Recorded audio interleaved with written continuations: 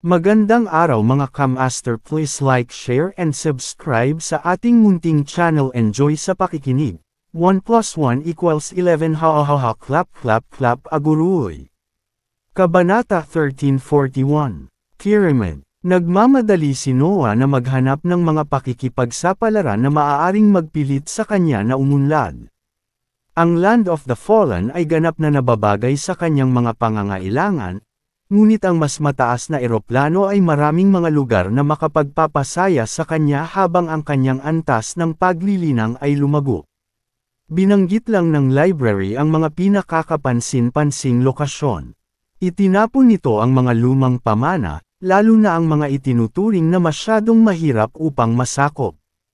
Isa na rito ang pamana na binanggit ni Fergie.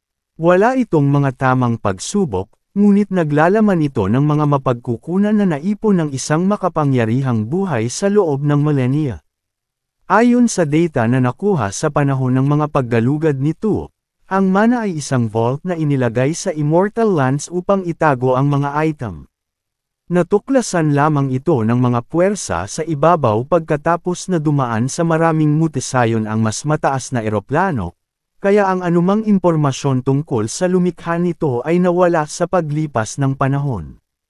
Ang mga panganib ng vault ay nagpapaniwala na ang lumikha nito ay isang pag-iral sa itaas ng gaseous stage ng ikawalong ranggo.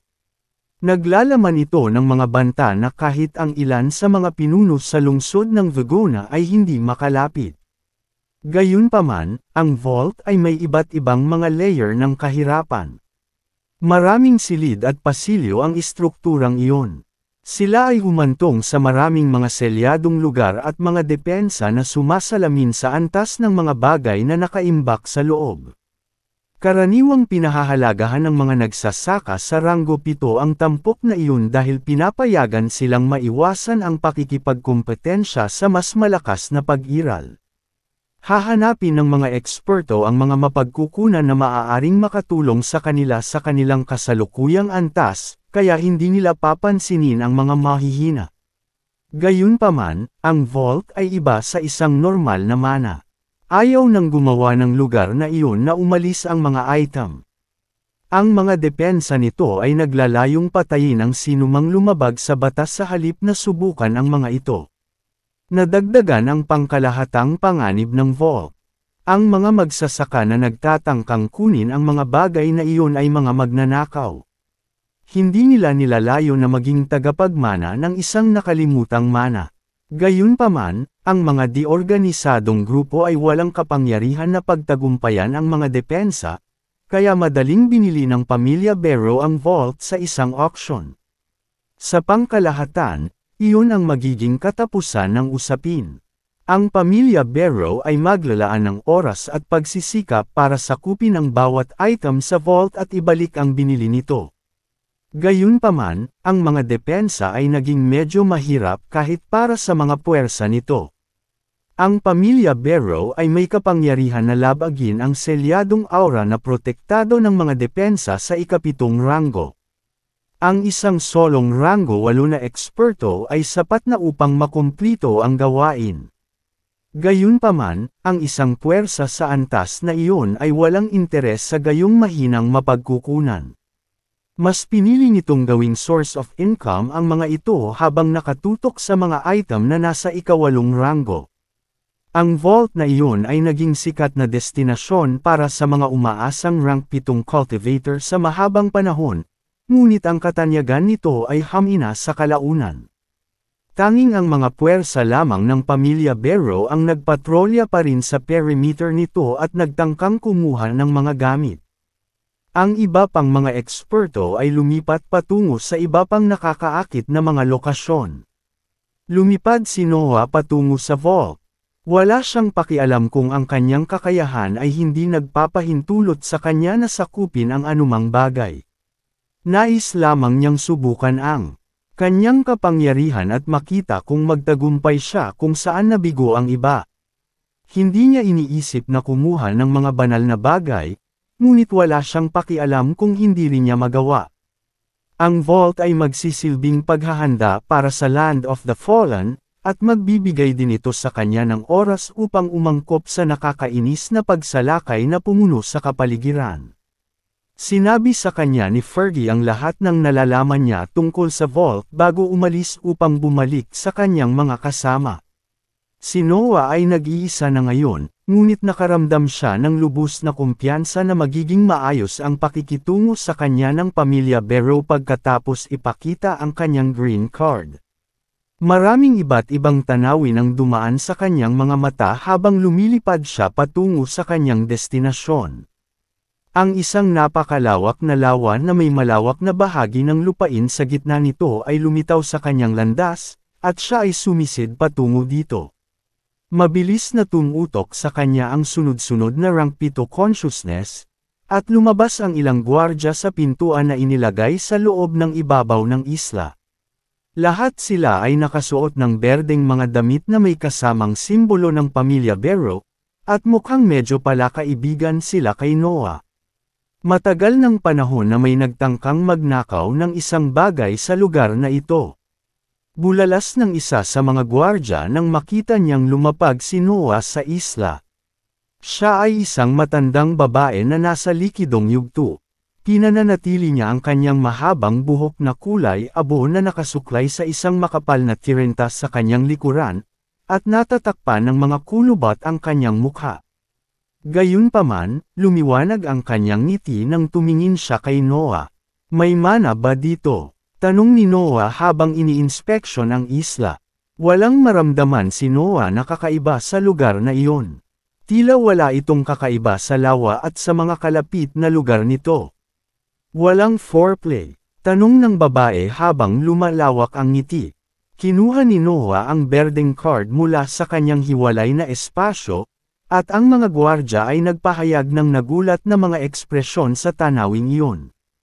Naiintindihan nila kung ano ang ibig sabihin ng bagay na iyon, at nakilala nila ang pangalang nakasulat sa ibabaw nito.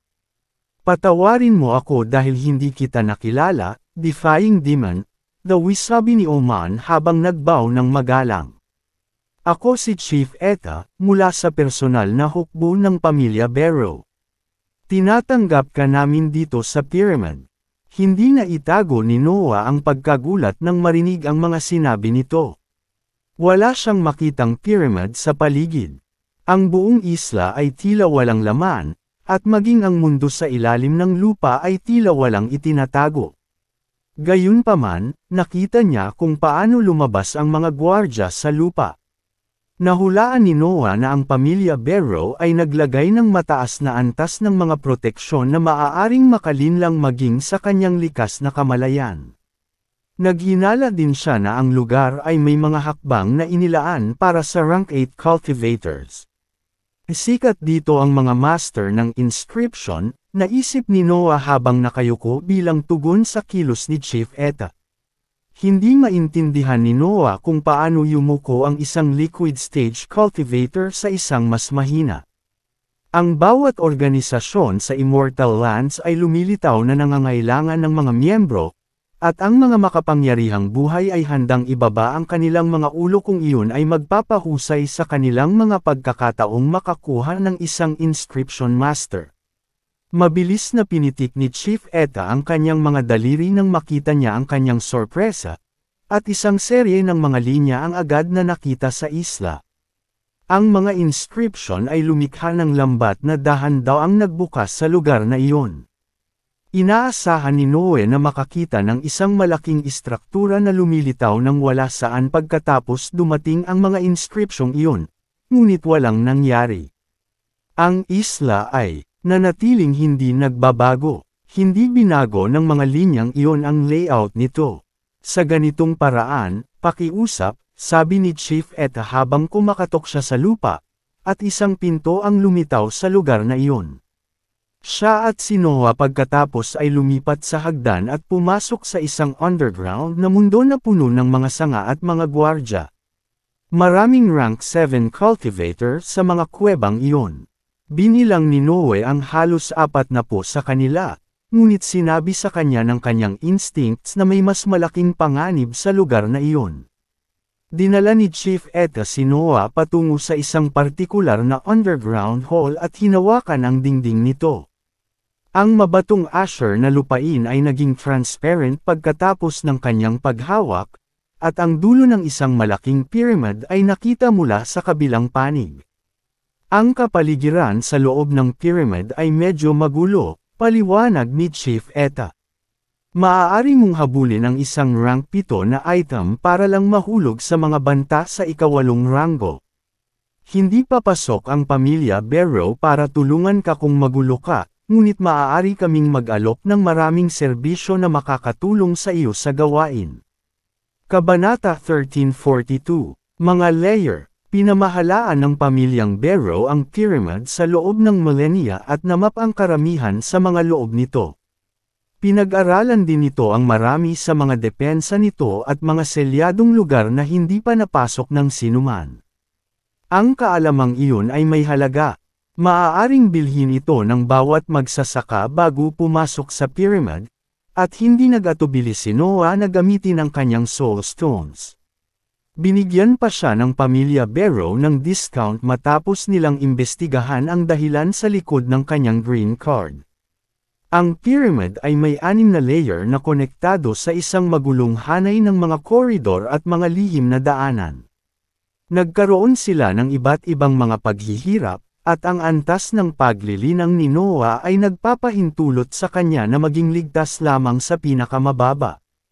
Ang unang layer ay nasa base ng pyramid at itinatampok ang mga panlaban na sinadya para sa ranggo 7 cultivator sa gaseous stage.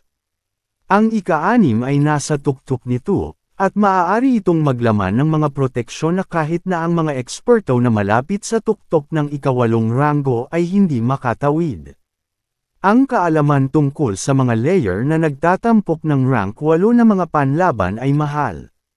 Binuksan ng pamilya Barrow ang pyramid sa publiko, kaya hindi nito mapigilan ang anumang makapangyarihang pag-iral mula sa pagtatangkang kunin ang pinakamahalagang bagay.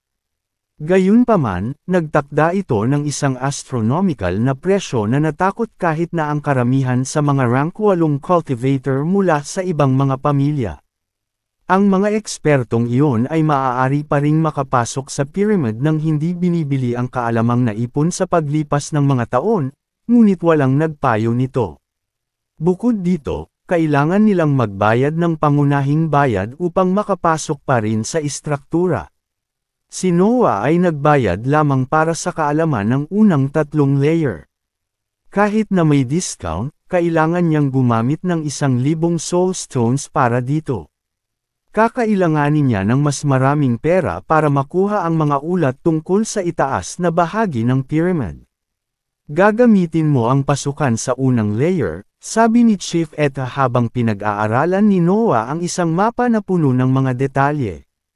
Mayroong mga lihim na daanan sa mas matataas na layer ng pyramid, ngunit itinatalaga namin ang pasukan ayon sa antas ng paglilinang ng naghahaman. Ito ay nagel iligtas sa amin ng maraming problema at inilalayo ang mga mahihinang mapagkukunan mula sa matako na makapangyarihang pag-iral. Tumango si Noah nang marinig ang paliwanag na iyon.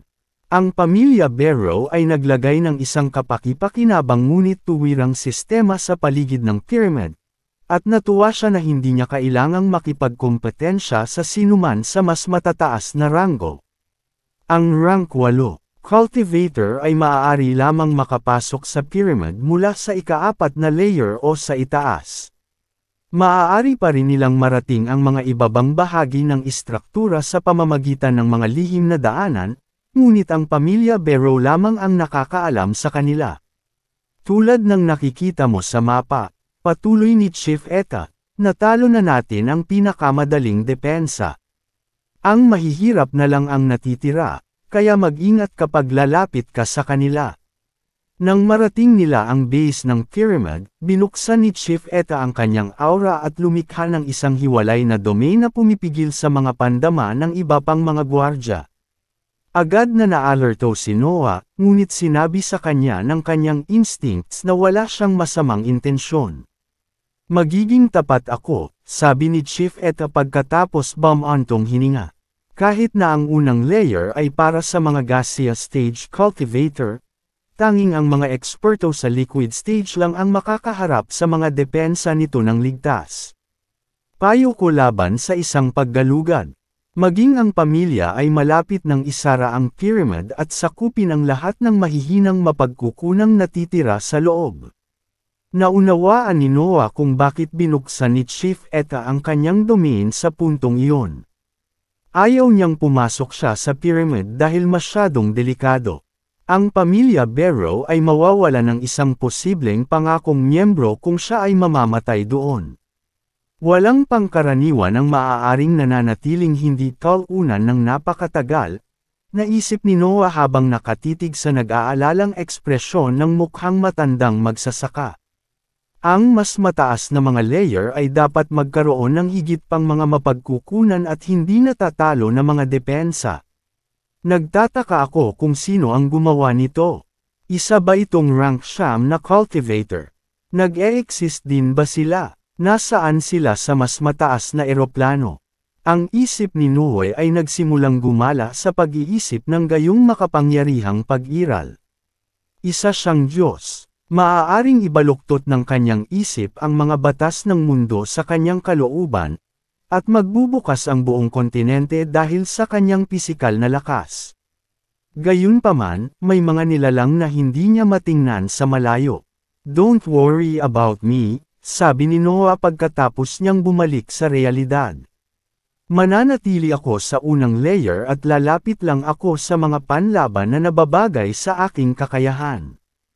At saka, gusto kong makita ang loob bago mo ito isara sa mundo. Hindi makapagtalo si Chief Eta. Hindi niya mapigilan ang pag-usisa ng isang magsasaka, lalo na pagdating sa isang master ng inscription. Naiintindihan niya ang pangangailangan nitong makita kung ano ang kaya ng mga makapangyarihang eksperto. Malalaman namin kung nalampasan mo ang isa sa mga depensa, dagdag ni Chief Eta habang komandat sa kanya, ngunit hindi namin makikita ang katangian ng reward kung iimbak mo ito. Bumalik ang kanyang aura sa kanyang anyo. Ang iba pang mga gwardya sa paligid ng pyramid ay tumingin sa kanyang direksyon upang ipahayag ang kanilang pagkalito tungkol sa kanyang kilos, ngunit inilagay nila ang bagay sa likod ng kanilang mga ulo nang malaman nila kung sino si Noah. Binigyan siya ni Chief Eta ng espesyal na pagtrato. Talagang sinabi niya iyon sa kanya magkakaroon ng malabong ideya ang mundo sa kanyang husay kung nagtagumpay siya sa isa sa mga depensa. Pupunta ako, sabi ni Noah habang nagsasagawa ng magalang na pagyuko. Tumango si Chief Eta at inilagay ang isang kamay sa isa sa madilim na dilaw na mga brick ng istruktura. Gumalaw ang pader, at isang makitid na landas ang bumukas sa loob ng ilang segundo. Sinulyapan ni Noah ang tuktok ng pyramid bago tumawid sa pasukan. Napuno ng dilim ang kanyang paningin, ngunit hindi iyon nakaapekto sa kanyang sentido. Naririnig niya ang pagsara ng pader sa likuran niya at pinuputol ang koneksyon niya sa labas ng mundo. Ayokong ilantad ang aking lakas. Naisip ni Noah habang naglalakad siya sa makintab na makipot na koridor. Ngunit hindi rin ako maaaring sumuko sa mga banal na bagay. Napabuntong hininga na lamang si Noah sa kanyang kawalan ng kakayahan sa bagay na iyon. Ang Immortal Lands ay may mga organisasyong mas malakas kaysa sa kanya, kaya hindi niya maiwasang maglaro sa kanilang mga patakaran. Kung nagtagumpay siya sa pagsamsam ng ilang bagay, malalaman ng pamilya Barrow ang kanyang lakas. Ang bago ay makakarating sa ibang mga organisasyon kung tatanggihan niya ang imbitasyon nito, na magti-trigger ng chain reaction na magpipilit sa kanya na umasa sa isang malakas na taga-suporta. Mahuhulaan ito ni Noah, siya ay isang dalubhasa sa pagsasamantala sa mga disadvantages, at hindi niya maiwasang makita kung gaano siya kawalang kapangyarihan sa buong sitwasyon. Isa lang ang paraan niya para makatakas sa sistemang iyon at mapanatili ang kanyang kalayaan. Kailangang mauna siya ng isang hakbang sa kanila at lumaki ng mas mabilis kaysa sa inaakala nila. Sa kupon ang isang bagay na mahalaga rito, tumakbo patungo sa Land of the Fallen, galugarin ang mga nakalimutang larangan ng digmaan sa nasasakupan ng mahiwagang hayop, lumago, naisip ni Noah habang siya ay huminto at nakapikit upang patibayin ang kanyang determinasyon. Nagawa ko na ito minsan. Ito ay hindi naiiba sa mas mababang eroplano. Mas mataas lang ang pusta. Alam ni Noah kung paano siya dapat lumipat, at nakapaghanda pa nga siya ng ilang backup na plano. Ang kanyang desisyon na ihayag ang kanyang titulo, ang kanyang magiliw na relasyon sa pamilya Barrow, at ang kanyang especially iya ay magiging kapaki-pakinabang kung nabigo siya sa pagpapanatili ng kanyang kalayaan. Kailangan lang niyang makita kung ang kanyang paglaki ay makakasabay sa kanyang ambisyon. Iyon ang tanging variable na hindi nakadepende sa anumang panlabas na salik. Dumaloy ang dilim sa loob ng robe upang magbago ang hugis nito. Isang talukbong ang tumubo sa kanyang ulo at itinago ang kanyang aura bago ipinagpatuloy ni Noah ang kanyang paggalugad sa unang layer. Handa na si Noah, at nakapagdesisyon na siya kung paano sorpresahin ang pamilya Barrow. Kabanata 1343, Magkulumpon. Ang mapa na binili bago pumasok sa pyramid ay inilarawan ang unang tatlong mga layer sa mahusay na detalye. Ipinakita nito ang bawat nakatagong pinto, daanan, at shortcut na maaaring gawin ni Noah para mas mabilis na maabot ang kanyang mga target. Ang maraming depensa sa harap ng mga selyadong lugar ay mayroon ding mga detalyadong paliwanag. Nababasa ni Noah ang mga uri ng proteksyon sa harap ng bawat silid at nauunawaan kung saan maaaring magningning ang kanyang mga kakayahan. Sinadya ni Noah na gamitin ang mga pakinabang na ibinigay ng kanyang hybrid na katayuan, ngunit hindi niya matiyak ang kanyang tagumpay kahit noon pa man. Ang mga depensa sa pyramid ay nag-aalala sa kanya. Hindi sila mga proteksyon na dapat harapin ng mga gaseous stage cultivator ng walang team. Sinundan ni Noah ang mapa habang sinisiyasat niya ang lugar.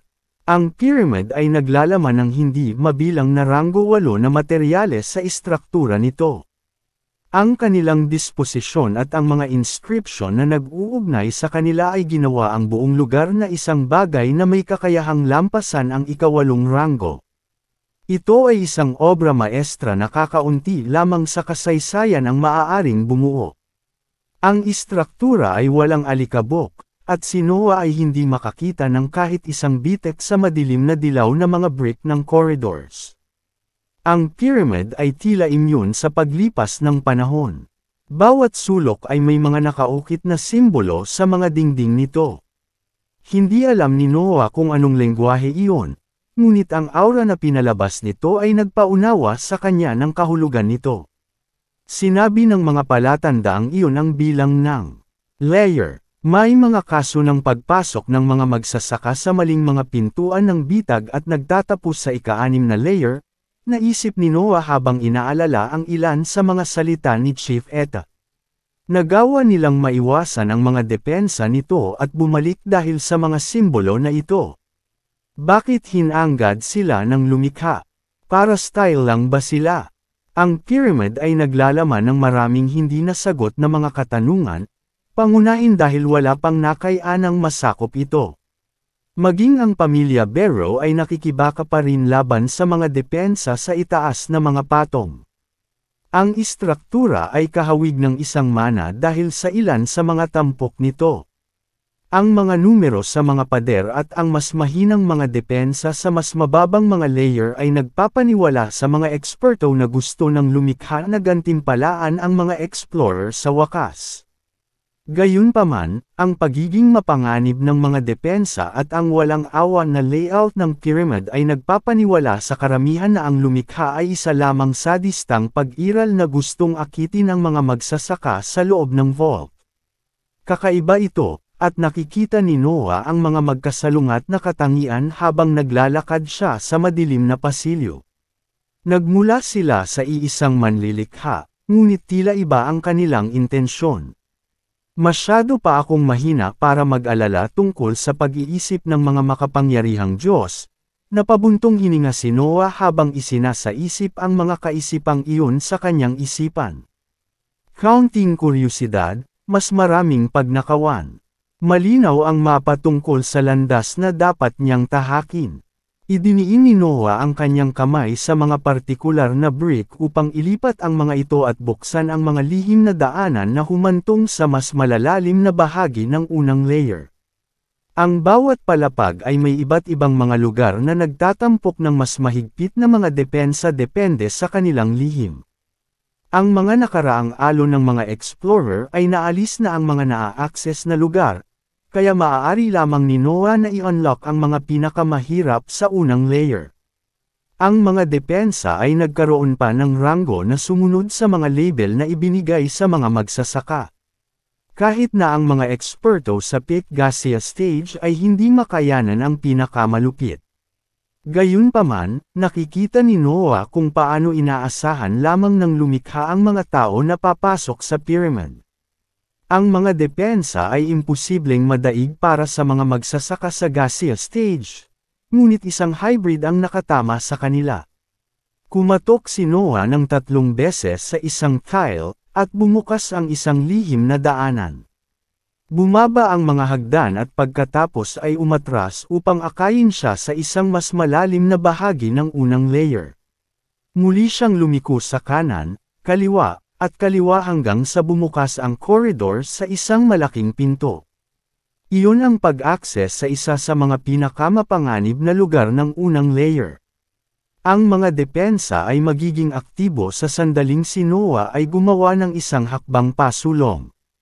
Ang ilang mga tile ay lilipat upang maglabas ng isang pulutong ng mga minutong metal puppet. Ayon sa mga ulat, ang mga puppet ay maaaring makagambala sa breath sa loob ng bagay na makasira ng anumang materyal. Maging ang mga bagay na nagtatanggol sa yugto ng likido ay gumuho laban sa kayeg. Ang proteksyong iyon ay pumatay sa hindi mabilang na mga magsasaka, ngunit ang kanilang sakripisyo ay nagbigay daan sa pamilya Barrow na maunawaan na ang mga spelling lamang ang makakatulong sa lugar na iyon.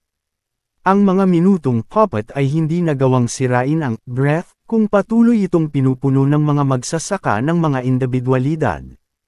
Gayunpaman, ang tindi ng mga batas sa loob ng enerhiya ay kailangang tumugma sa antas ng kapangyarihan ng isang dalubhasa sa likidong yugto upang makaligtas sa kayeg.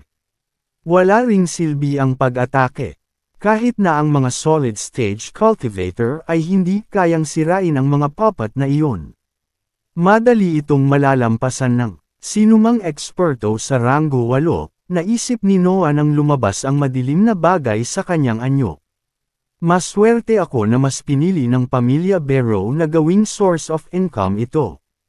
Ang madilim na bagay ay nakapalibot sa kanyang figura, at ang napakalaking hugis ni Snore ay nabuo din sa kanyang paligid. Isang layer ng yelo at itim na bato ang tumubo sa balat ng Blood Companion habang inihiga nito ang ulo nito sa ilang metro na naghihiwalay kay Noah mula sa pasukan sa selyadong lugar na iyon. Ang mga tile ay lumipat sa sandaling sis ng mineral ay pumasok sa hindi nakikitang lugar ng proteksyon. Isang kayeg ng mga itim na malalangaw na puppet ang lumabas sa mga dingding at tinakpan ang kasamang dugo. Ang mga hagong na tunog ay umabot sa mga tainga ni Noah at nakaramdam siya ng pagkahilo, ngunit ang madilim na bagay sa paligid niya ay nagawang pigilan ang bahagi ng mapanganib na ingay na iyon. Umabot din sa kanyang isipan ang sakit ng hilik.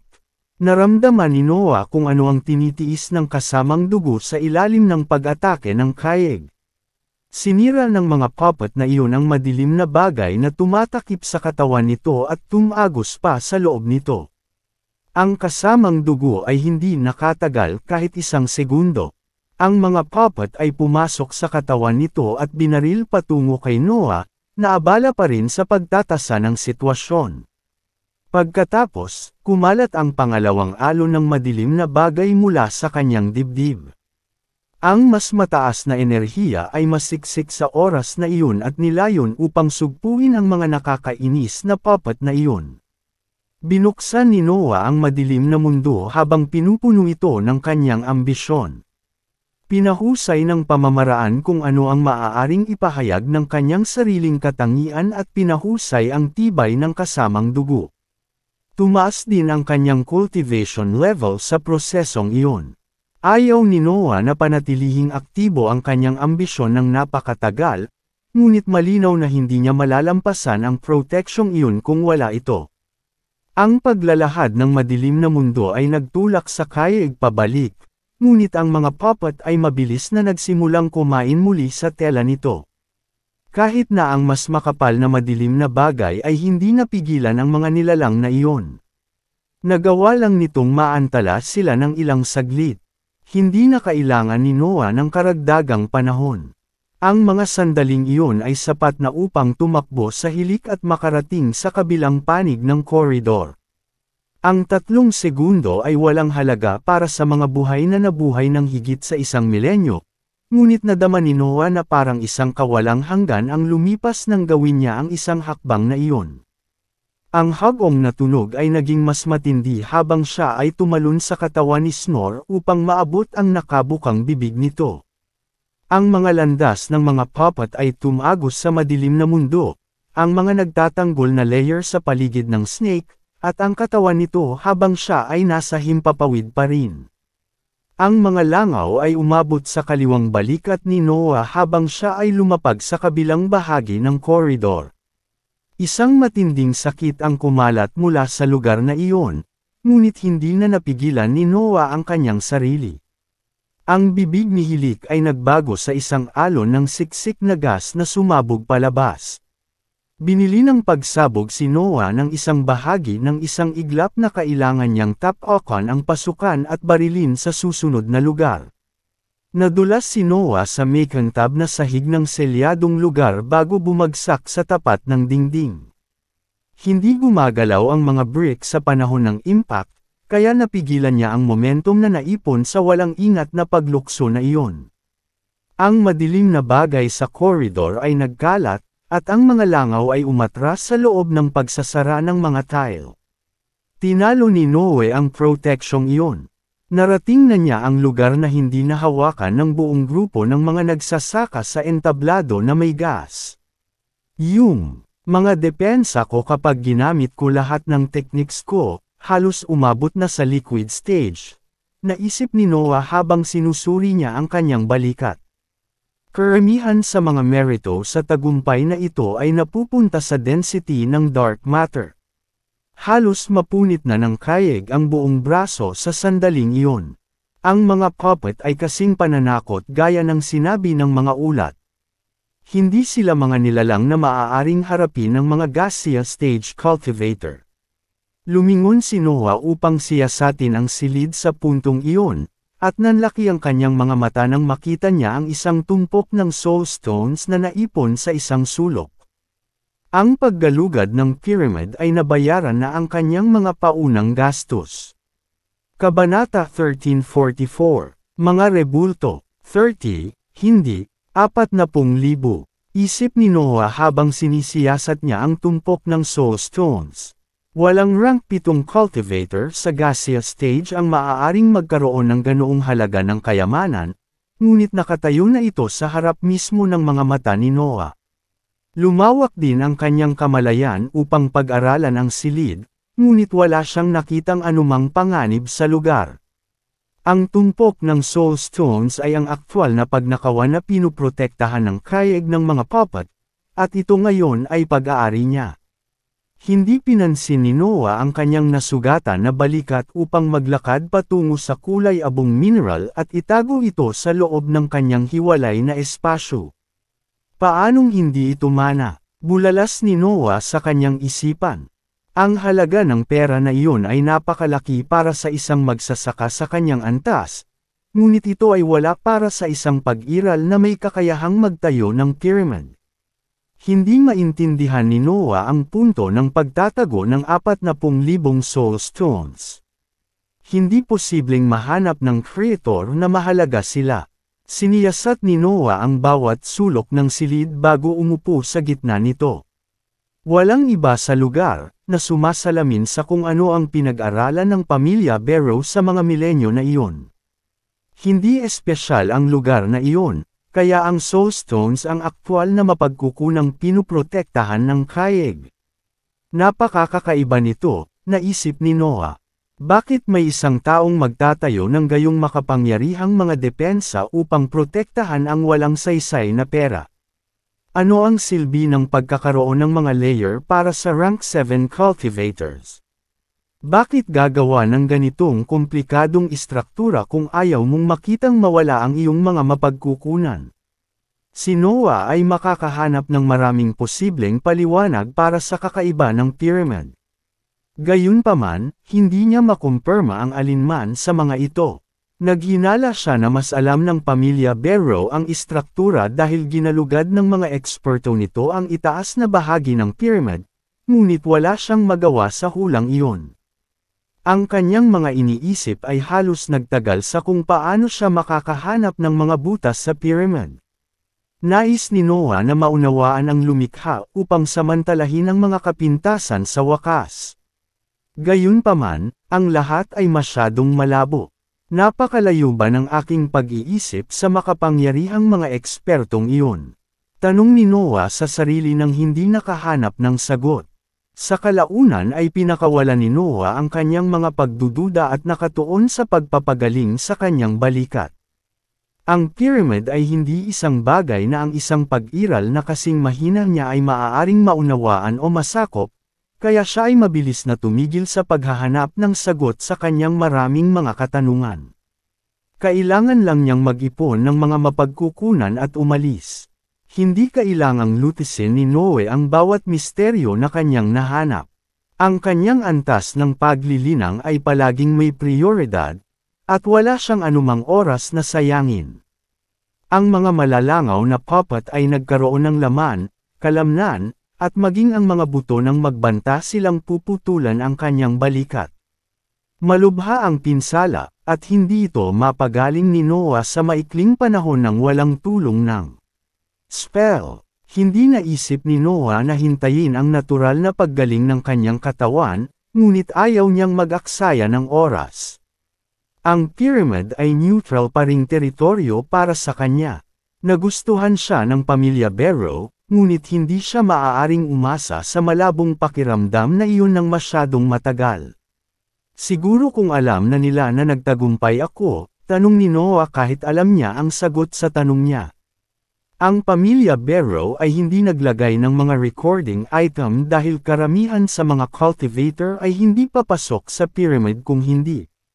Gayunpaman, mauunawaan nito kapag may tumawid sa ilang partikular na depensa sa pamamagitan ng isang serye ng mga sensor na kumalat sa mga layer. Isang piraso ng maitim na bagay ang lumabas sa dibdib ni Noah at kumalat sa labas ng silid. Ang koridor ay hindi tumugon sa pagdating ng mas mataas na enerhiya. Ang mga tile ay nanatili sa kanilang lugar, at walang mga puppet na lumabas upang salakayin ang siksik na gas. Naramdaman ng pyramid na nakuha ni Noah ang mapagkukunan sa loob ng selyadong lugar na iyon, kaya tumigil ito sa pagbibigay ng enerhiya sa Kayeg. Wala na ang nagbabantang depensang iyon. Tiyak na alam nila, pagtatapos ni Noah pagkatapos ng pagsusulit na iyon. Mas maraming madilim na bagay ang lumabas sa kanyang dibdib, at ang kadiliman ay damaloy mula sa kanyang dantian upang sumanib sa kanyang mental na enerhiya. Isang shell na parang espada ang nabuo sa paligid niya at nagsimulang bumilis ang kanyang healing properties.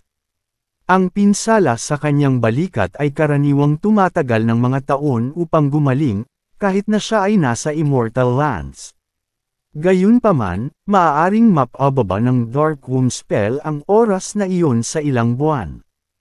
Hindi nagkulang sa pagkain si Noah dahil ginugol niya ang karamihan sa kanyang paglalakbay sa Pangangaso. Ang pananatili sa loob ng Dark Womb spell ay tahimik at nakaka-relax, at ang kanyang balikat ay mabilis na gumaling sa prosesong iyon. Nag-cultivate pa siya nang bumalik sa sukdulan ang kanyang katawan. Hindi baliwalain ni Noah ang kanyang pagsasanay kahit doon.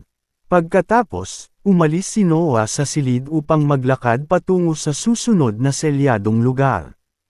Ang unang layer ay may ilang mga depensa na kahit na ang kanyang maraming mga pakinabang ay hindi nagpapahintulot sa kanya na pagtagumpayan, kaya mayroon lamang siyang 3 higit pang mga target sa isip. Kakaiba ang pakiramdam na ang pyramid ay may iba't ibang depensa. Ang ilan sa mga proteksyon ay nagtatampok ng mga shockwave na nagawang sirain ang mga dagat ng kamalayan ng buong grupo ng mga eksperto. Ang mga pagsubok na iyon ay imposibleng madaig ng mga mahihinang magsasaka. Maging si Noah ay kinailangang huwag pansinin sila. Layunin lamang ni Noah na malampasan ang mga panlaban na pinupuntirya ang mga dantian at katawan.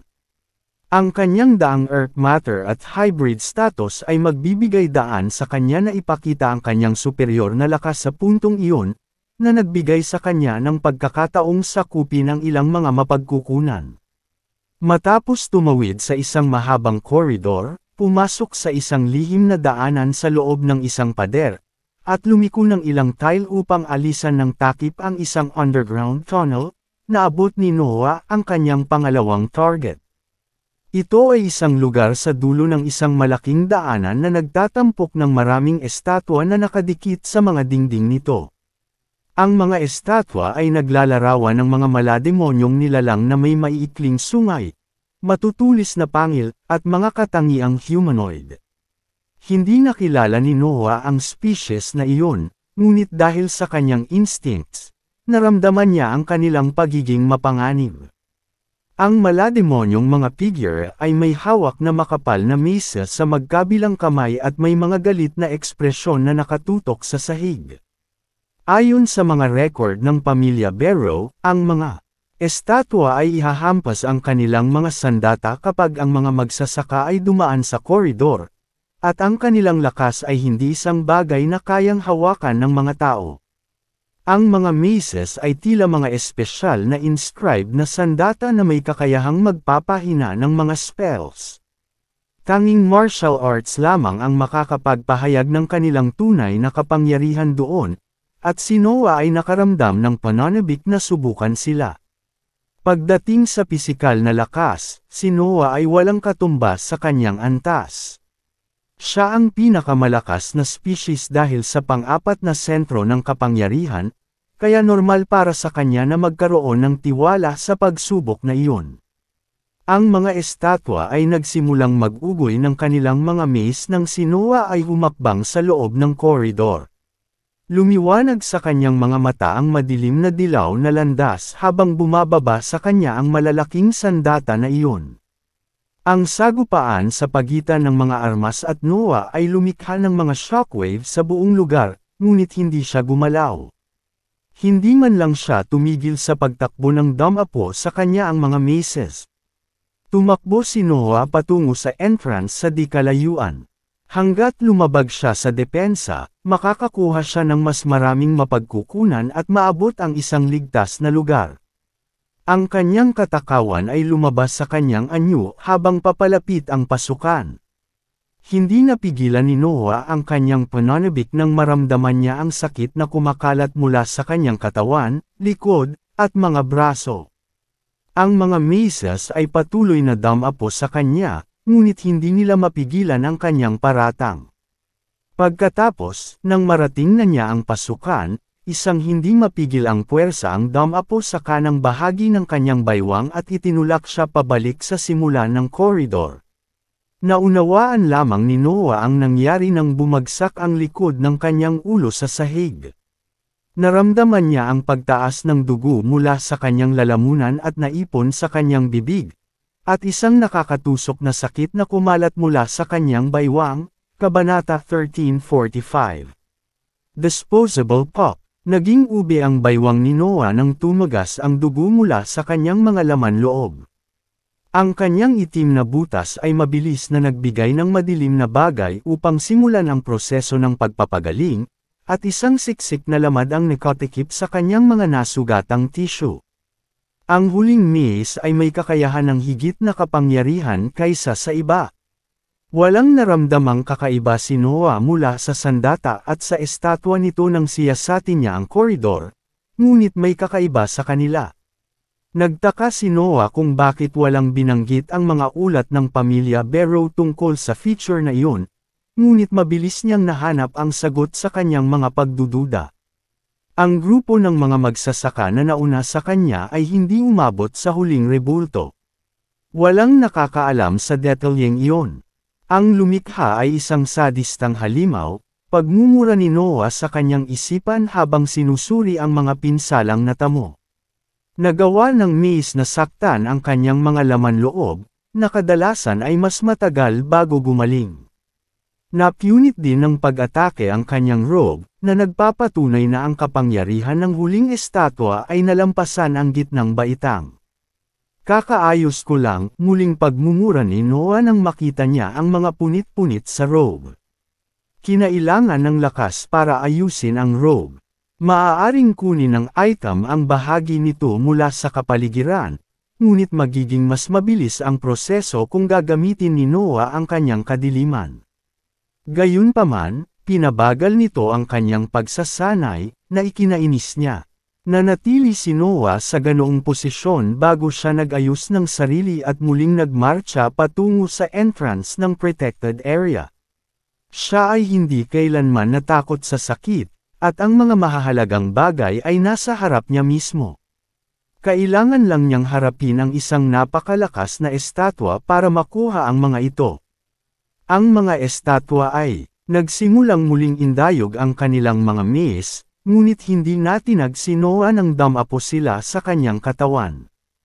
Ang mga grupo ng mga magsasaka ay nagpupumilit na labanan ang mga pag-atake na iyon sa pamamagitan ng kanilang martial arts, ngunit nakaya niya ang mga ito sa sobrang lakas ng kanyang pisikal na lakas. Pagkatapos, huminto si Noah bago makarating sa huling rebulto. Damapo si Mace sa kanyang likuran, ngunit hindi niya ito pinansin. Ang kanyang mga mata at mental waves ay nanatiling nakatutok sa huling hadlang na iyon.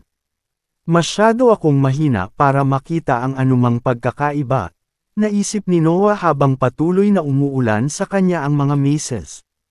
Ang pagkakaroon ng ranggo 8 na materyales ay ginagawang walang silbi ang aking kadalubhasaan sa larangan ng inscription. Matapos marating ni Noah ang conclusion na iyon, ang madilim na bagay ay damaloy sa loob ng kanyang itim na mga sisidlan, at isang masamang sandata na gawa sa mas mataas na enerhiya ang nabuo sa paligid ng kanyang figure. Pagkatapos, inactivate niya ang Divine Deduction Technique habang sumusulong siya. Ang madilim na dilaw na liwanag ay kumislap sa kanyang mga mata, at ang kisame ng koridor ay agad na napuno ng kanyang paningin. Natagpuan muli ni Noe ang kanyang sarili sa labas ng hanay ng mga estatwa, at ang sakit ay kumalat mula sa kanyang kanang balikat. Nagawa kong iligtas ang robe, naisip ni Noah habang itinutuwid ang kanyang posisyon at ipinagpatuloy ang kanyang paglalakad patungo sa protektadong lugar. Bumuhos sa kanya ang ulan ng maces, ngunit hindi man lang sila nilingan ni Noah. Nanatili ang kanyang mga mata sa huling estatwa, at ang baluti ng madilim na bagay ay muling lumitaw sa kanyang paligid nang marating niya ito. Isang kislap ng madilim na dilaw na liwanag ang muling nagpabago sa mundo sa kanyang paningin. Si Noah ay bumalik sa simula ng koridor, at ang sakit ay kumalat mula sa kanyang buong dibdib. Muntik ko nang makita, naisip ni Noah bago muling tumayo at nagmarcha pabalik sa protektadong lugar. Nagpatuloy ang cycle na iyon ng ilang oras. Wala nang nagawa si Noah kundi ang sumingit sa mga estatwa at bumalik sa simulan ng koridor matapos siyang matamaan ng huli. Ang kanyang katawan ay isang gulo ng mga pinsala, ngunit siya ay kumuha ng aliw sa katotohanan na siya ay nakahanap ng isang paraan upang mapagtagumpayan ang pagtatanggol na iyon. Ang huling estatwa ay umindayog sa kanyang tungkod nang makapasok siya sa hanay nito. Masyadong mabilis para makatakbo siya lagpas dito. Gayunpaman, ang sandata nito ay sinusundan ang parehong trajectory sa bawat oras. Nalaman ni Noah ang tungkol sa detalyeng iyon sa mga unang pagtatangka niyang pumasok sa protektadong silid, ngunit kulang pa rin siya sa isang bagay upang madaig ang depensang iyon.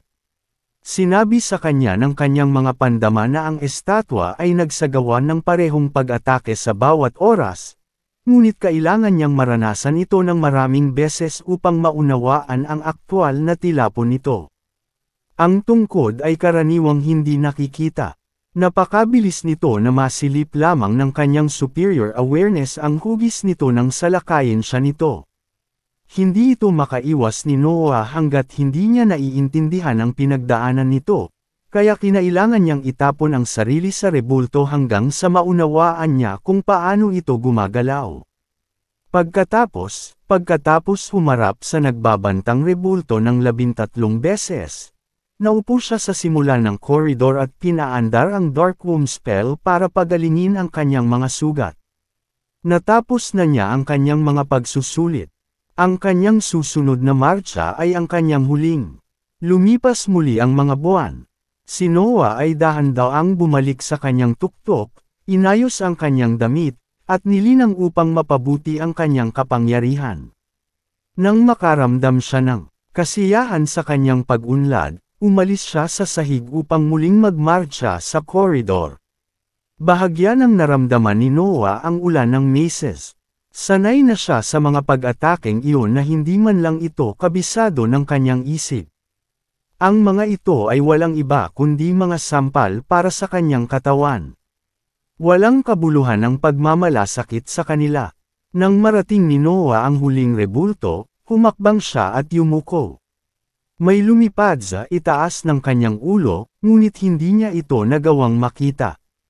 Gayunpaman, alam niyang nagtagumpay siya sa huling rebulto. Mabilis na lumukso si Noah nang makaligtaan siya ng maze, ngunit ang huling estatwa ay iniwagayway muli ang sandata nito. Isang nakakatusok na sakit ang kumalat mula sa kanyang likod, ngunit wala siyang nakitang madilim na dilaw na liwanag sa oras na iyon. Nag-iba ang senaryo pagkatapos niyang mag-focus muli. Si Noah ay nakasandal sa isang pader, at ang kanyang mga braso ay nakaramdam ng pananakit. Ang tungkod at itinapon siya pasulong, diretso sa protektadong silid, ngunit nasaktan niya ang sarili nang sinubukan niyang pigilan ang kanyang momentum. Walang galit o inis ang umusbong sa isip ni Noah nang makita niya ang iba't ibang tanawin na iyon. Nilinggan niya ang mga estatwa sa labas ng silid. Isang ngiti ang lumitaw sa kanyang mukha nang kumalat ang kanyang mental waves. Mabilis na lumitaw sa kanyang isipan ang kabuuan ng silid. Siniyasat ni Noah ang bawat sulok ng lugar na iyon at isang bagay lamang ang nakita sa loob nito. Ang item ay isang maliit na kopya ng mga estatwa sa koridor. Ito ay halos mas malaki kaysa sa kamao ng isang lalaki, ngunit ito ay nagliliwanag ng isang aura na nag-aalala sa kanya. Ang mga alon ng pag-iisip ni Noah ay nagsalubong sa bagay, at isang serye ng impormasyon ang damaloy sa kanyang isipan habang pinag-aaralan niya ang maliit na estatwa. Bigla niyang natutunan kung paano kontrolin ang sandata na iyon, at hindi siya nag-atubiling dumura dito ng dugo. Mas maraming impormasyon ang damaloy sa kanyang isipan sa puntong iyon. Isang mental na koneksyon din ang nabuo sa pagitan ni Noe at ng rebulto. Matagumpay niyang naitali ito sa kanyang pag-iral, at ang kanyang mga mata ay nagningning ng malamig na liwanag nang maunawaan niya ang kapangyarihan nito. Isang disposable weapon na may kapangyarihan sa ibaba ng gitnang baitang. Bulalas ni Noah sa kanyang isipan. Ito sa wakas ay magbibigay sa akin ng kaunting kaligtasan sa iba pang mga halimaw. Hindi napigilan ni Noah ang kanyang kaligayahan. Inilagay niya ang maliit na estatwa sa magkahiwalay na espasyo at umupo sa sahig upang simulan ang pagpapagaling sa kanyang mga sugat. Ang huling pag-atake ay nanakit muli sa kanya, at ang kanyang robe ay kailangan ding ayusin. Gayunpaman, tuwang-tuwa si Noah. Ang Soul Stones ay naging isang mahusay na gantimpala, ngunit hindi sila maihahambing sa isang sandata na makakapigil sa isang liquid stage cultivator sa loob ng ilang palitan. Kabanata 1346. Imposible. Hindi gumalaw si Noah mula sa silid hanggang sa bumalik siya sa kanyang tuktok. Ang mga estatwa sa koridor ay nawala habang siya ay nakabawi. Wala silang may pagtanggol, kaya binawi sila ng pyramid. Dalawang natira, naisip ni Noah habang ang kasakiman ay lumabas sa kanyang anyo. Siya ay nasa loob ng pyramid sa loob ng halos 2 taon, ngunit nakakuha na siya ng sapat upang isaalang-alang ang paggalugad na sulit. Ang soul stones ay hindi kapani-paniwalang kapaki-pakinabang, ngunit ang disposable statue ay nasa ibang antas. Ang pakikipaglaban sa isang liquid stage cultivator ay hindi na isang panaginip ngayong nakuha na niya ang maliit na estatwa.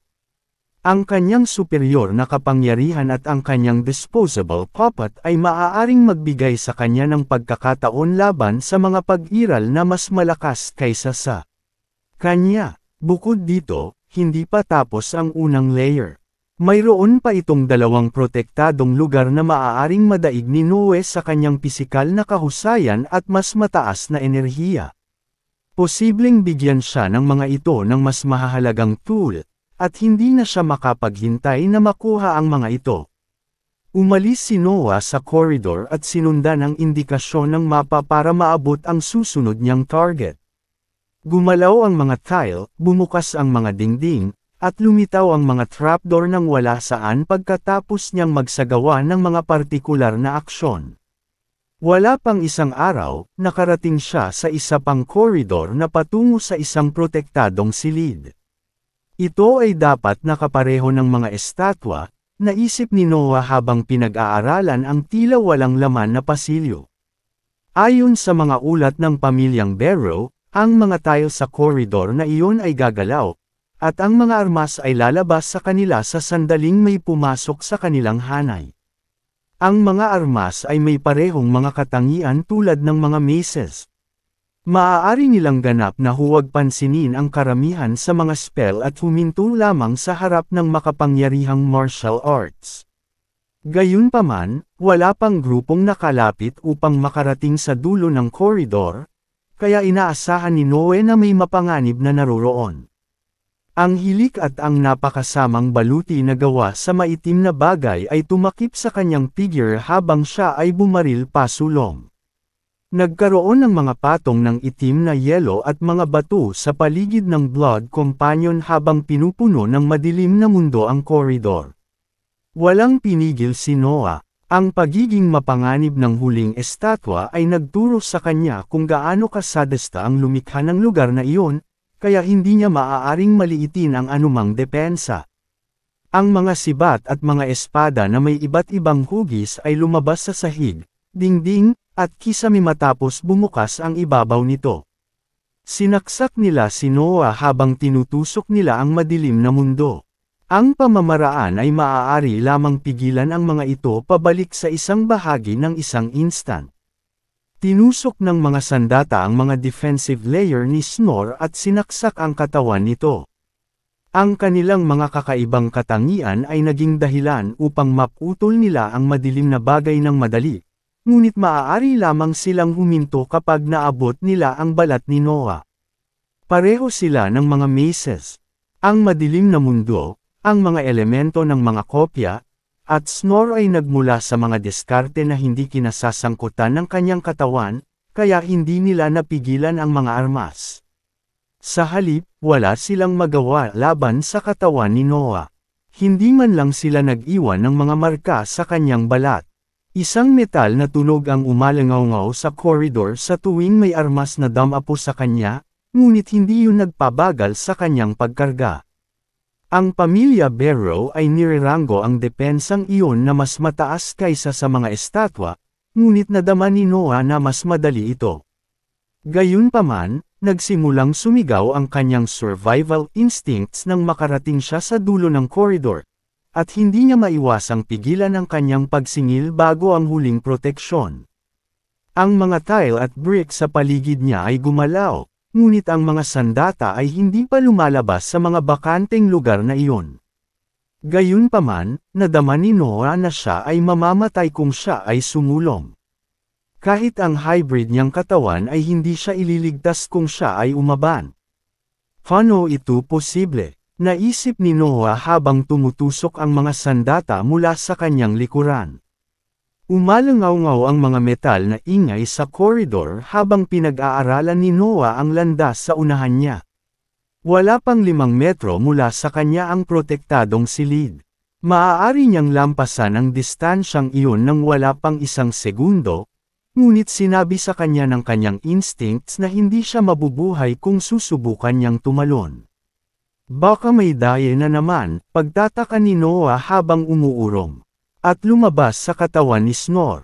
Sinunod ng Blood Companion ang kanyang utos at idinikit ang dila nito sa saklaw ng huling proteksyon, ngunit bigla itong nawala. Hindi nakita ni Noah ang nangyari. Ni hindi niya makita ang mga anino ng kung ano ang pumutol sa Snore. Inactivate ni Noah ang Divine Deduction Technique at ginawang idikit ng Snore ang bahagi ng bibig nito sa loob ng huling bahaging iyon. Isang sirit ng sakit ang sumunod sa pagkawala ng isang tipak ng ulo nito, ngunit agad na damaloy ang maitim na bagay sa loob ng ahas upang ayusin ang pinsala. Tiyak na mga palaso ang mga iyon, pagtatapos ni Noah matapos masaksihan ang eksena sa pangalawang pagkakataon.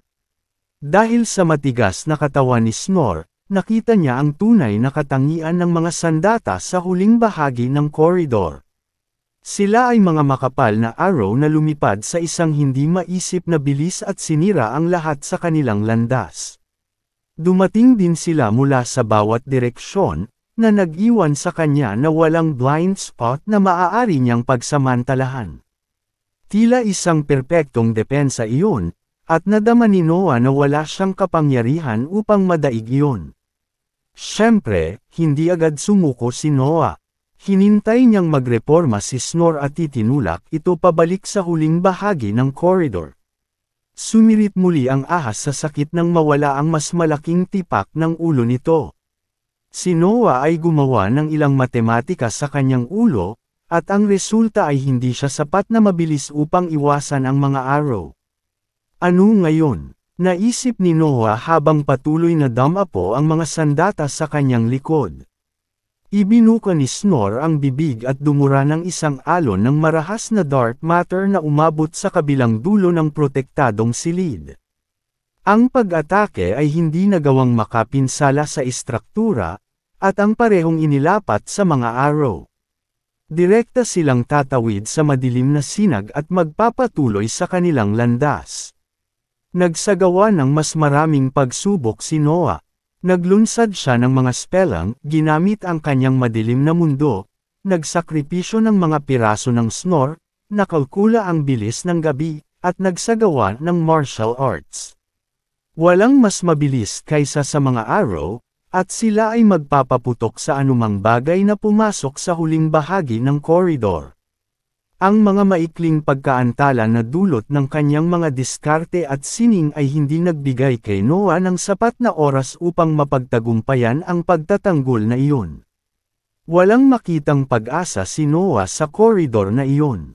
Nagsagawa ng mas maraming pagsubok si Noah, ngunit walang gumana. Palaging tinutusok ng mga palaso ang lahat ng ibinabato niya sa kanila.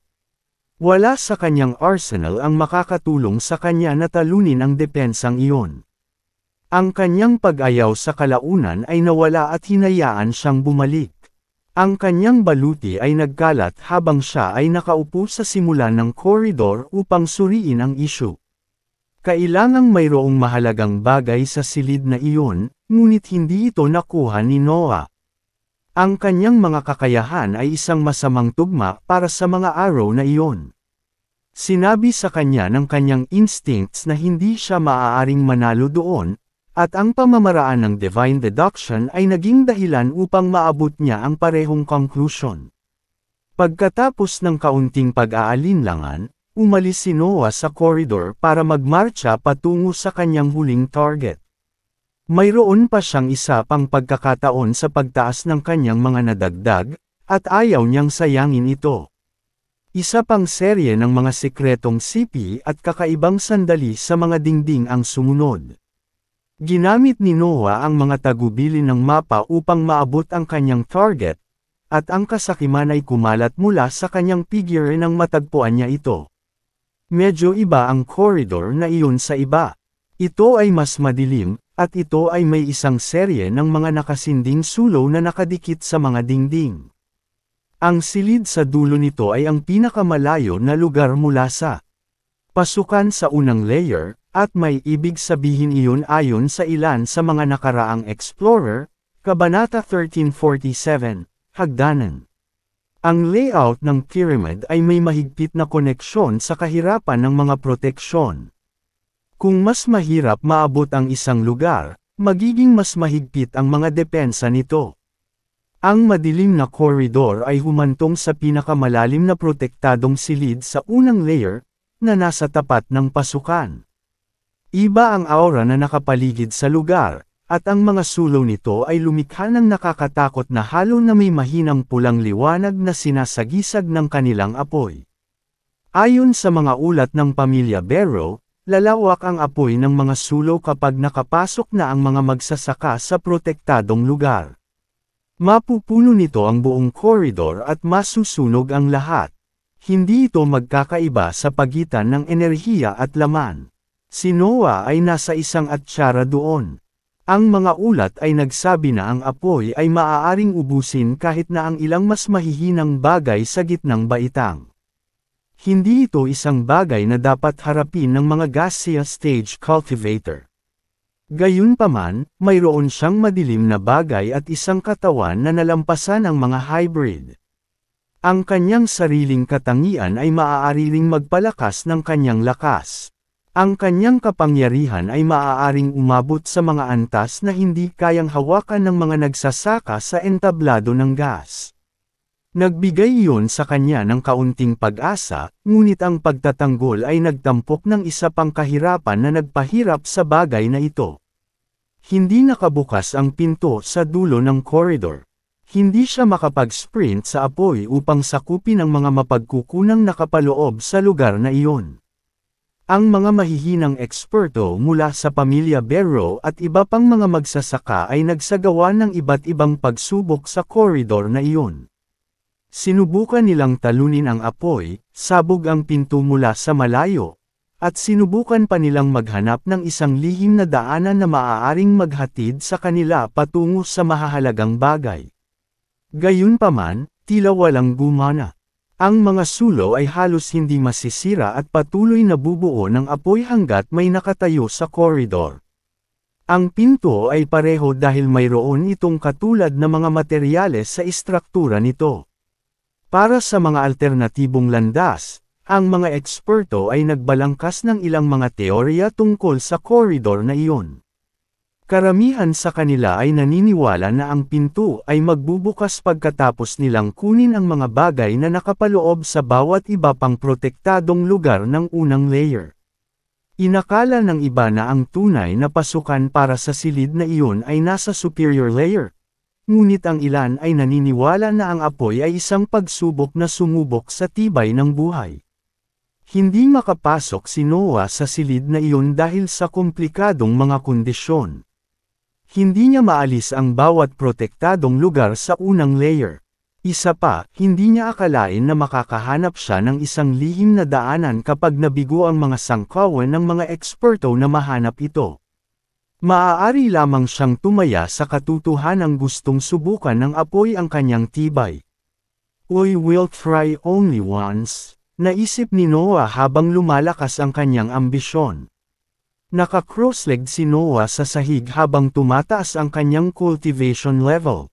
Inilaan niyang itulak ang kanyang kapangyarihan sa mga limitasyon nito at isaaktibo ang lahat ng kanyang mga kakayahan sa pagtatanggol ng sabay-sabay. Iyon ang kanyang huling pagkakataon na makakuha ng isang bagay mula sa pyramid, at hindi niya alam kung kailan binalak ng pamilya Barrow na isara ito sa publiko. Wala siyang mapigil. Napuno ng maitim na bagay ang mga itim na ugat sa kanyang mga tisyo habang pinipilit ng kanyang sariling katangian na lumago ang kanyang mga sentro ng kapangyarihan. Ang antas ng cultivation ni Noah ay tumawid sa kalahating marka ng gaseous stage at malapit na sa tuktok ng stage. Hindi niya mahawakan ang tuktok, ngunit maaari siyang lumapit dito. Ang Kanyang mahabang sesyon ng pagsasanay ay nagpabuti sa mga epekto ng kanyang ambisyon.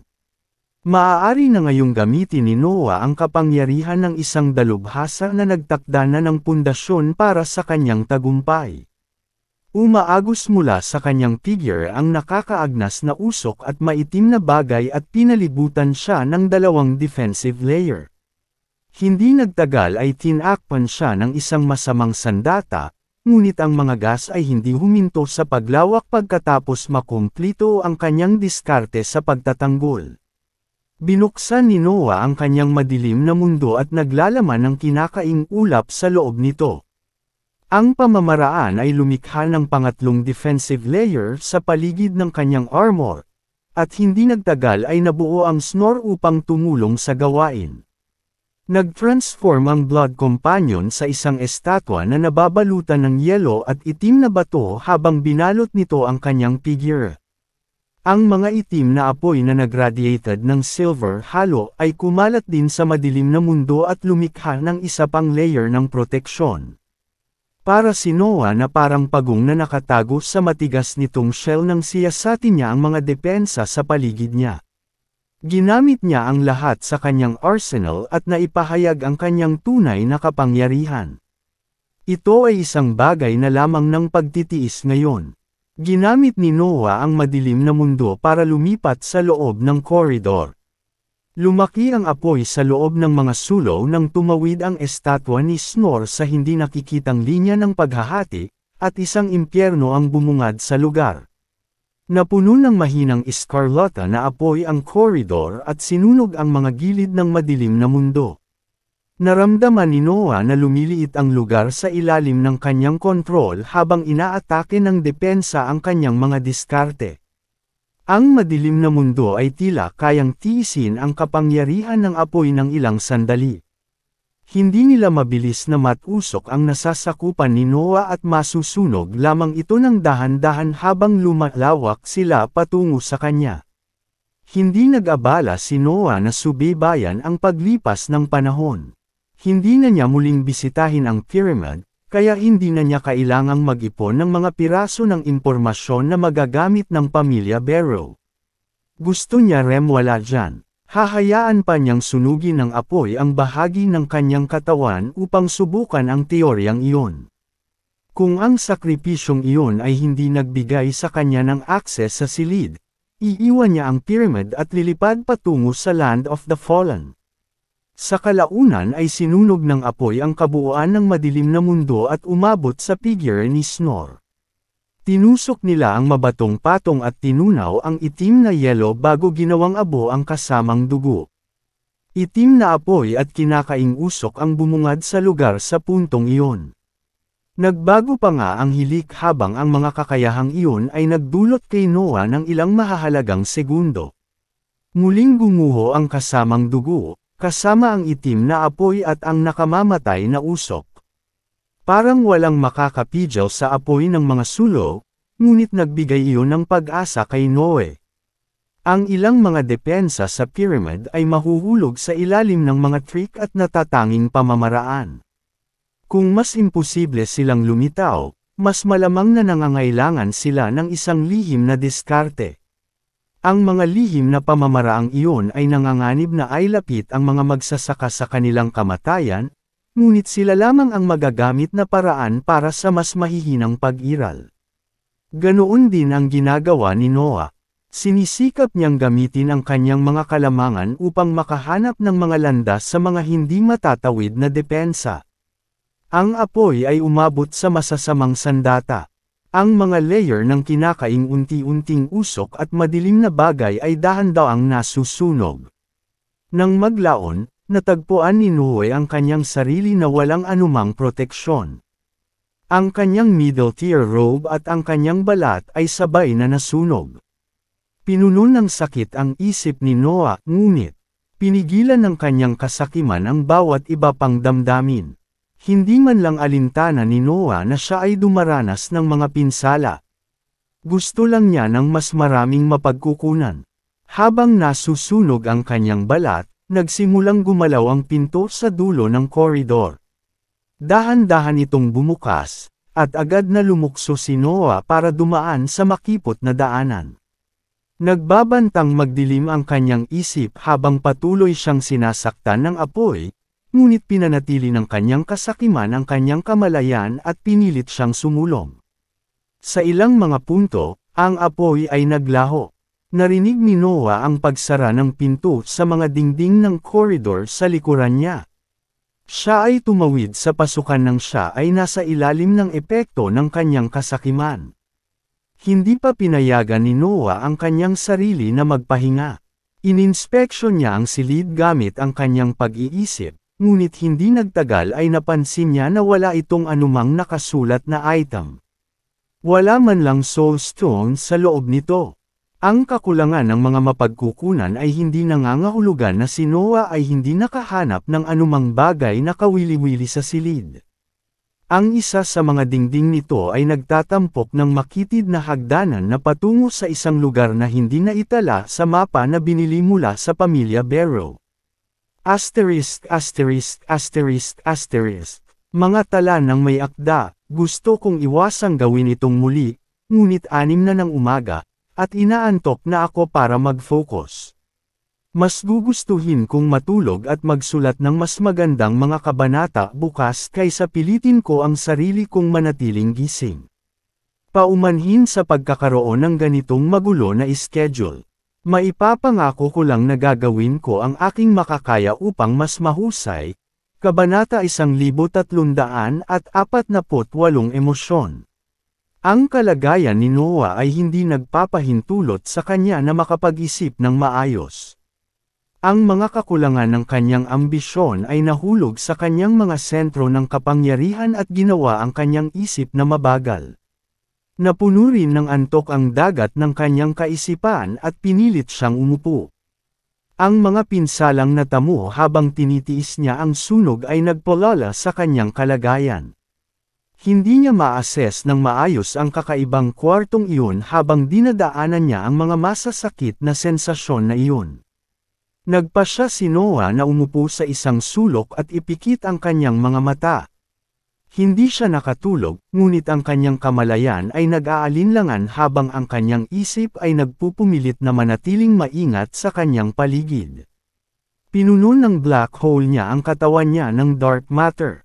Ang mas mataas na enerhiya ay nagtrabaho kasama ang kanyang likas na pagbabagong buhay na kakayahan upang pagalingin ang kanyang mga pinsala at ikalat ang stress na naipon habang aktibo ang kanyang ambisyon. Walang nang istorbo kay Noah habang siya ay nasa ganoong kahinaang kalagayan. Mabilis na lumipas ang mga buwan nang mapuno ng mga nalilitong isip ang nahihilo niyang isipan. Patuloy na inisip ni Noah ang pyramid habang pinupuno siya ng sakit at pagod. Palagi niyang nararamdaman na may kakaiba sa istrukturang iyon, at ang bawat eksperto na nagkaroon ng pagkakataong galugarin ito ay ganoon din ang naramdaman. Lalong tumindi ang pakiramdam na iyon pagkatapos niyang makita ang makipot na hagdanan. Ang mga sulok ay nagtatanggol sa isang bagay na hindi nagsasangkot ng mga mapagkukunan. May nagsabi sa kanya na nagpapahinga siya sa harap ng mga sagot sa kanyang mga pagdududa. Ang kanyang kuryosidad at kasakiman ay pumukaw sa kanyang mga sentro ng kapangyarihan upang mas mabilis na gumaling.